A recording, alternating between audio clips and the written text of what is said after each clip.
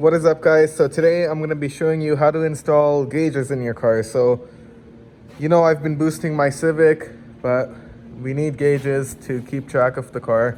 So I got an AEM air fuel ratio gauge here and a boost gauge and a turbo timer. So I'm going to be showing you the steps you need to take to install these. So to mount them, for my car, they make these gauge pods. They're like $50 or something, but yeah, it makes it look really OEM. But anyways, the first thing we want to do is remove the panels down here so we can get access to our wires that we're going to be needing to splice into. So where I'm at is I've taken everything out of the box, laid out all the wiring, figured out what wires I need to use, and I got the dash all ripped apart. So I'm just gonna see where I'm gonna get the power from and where I'm gonna ground it out, since those are the only two wires we'll need. And then the turbo timer is gonna be a little different, so I'll figure that out after.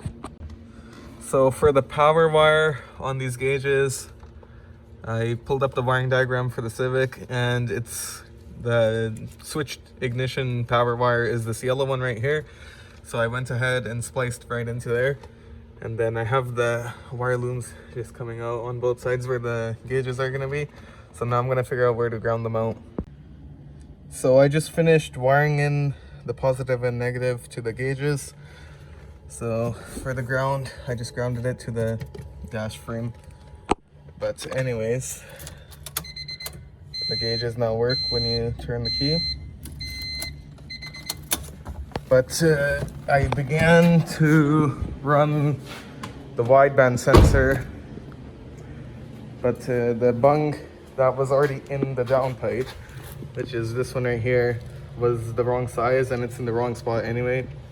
So I'm just gonna block that one off, but I had to weld in the one that actually comes with the gauge right here. So just keep that in mind. You will need to get the bung welded into your downpipe if it doesn't already have the proper one in the proper spot. So I'm gonna throw the sensor in, and then we're gonna start running the wires to the vacuum for the boost gauge, and then the wideband sensor wiring too. And then we're gonna run it through the firewall of the car. So there's that sensor I welded in the bung for, and now I see where the wiring is gonna come out. So now I'm gonna start running the wire through the firewall to come right up here to the sensor so that we can get it plugged in. So for the sensor wiring, I made it come out right through here to the front of the car, and I have it zip tied right over here behind this little pillar thing behind the horn. And then I have it running with all the OEM wires going through this little crevice here. And then it comes out right over there. And then I just let it follow the factory wiring all the way around. Goes under the battery tray, and then it's going in right there. So for you Civic owners, you'll have some AC lines here maybe, or it might just be blocked off. But just to the right of that, I found that's the easiest place to run wires. I just slid it through that little grommet. And then we have our wiring for the wideband coming out right here. And now it's just going to be ran to the actual gauge itself, which will be super easy. I'll show you guys that too. For the vacuum gauge, for the vacuum line, I have it coming off this little nipple on the back of the intake manifold. You guys will have it too. And then I have it running straight back. The grommet that I used is pretty much directly behind it. So I just pulled the grommet out, put a hole in it, ran the vacuum line right through it, and it's coming out over here. You guys will have your dash apart anyway, so it's really easy to find it. So I'll try and point it out for you guys.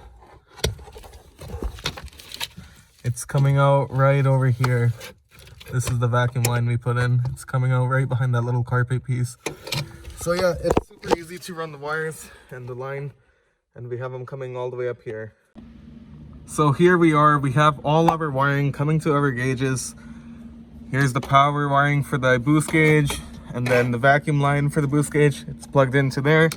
And then for our AEM air fuel ratio gauge. We have both wiring looms that we used today coming into the gauge, and they're all neat, coming right behind the cluster there. So nothing is going to be seen when everything gets put back together.